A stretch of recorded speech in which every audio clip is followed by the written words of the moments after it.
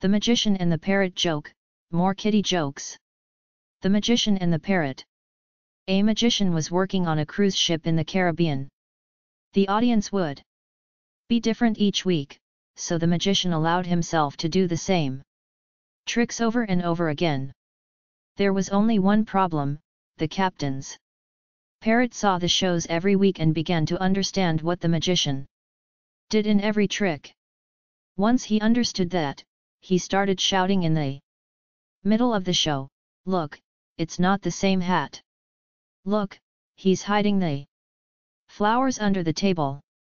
Hey, why are all the cards the ace of spades?"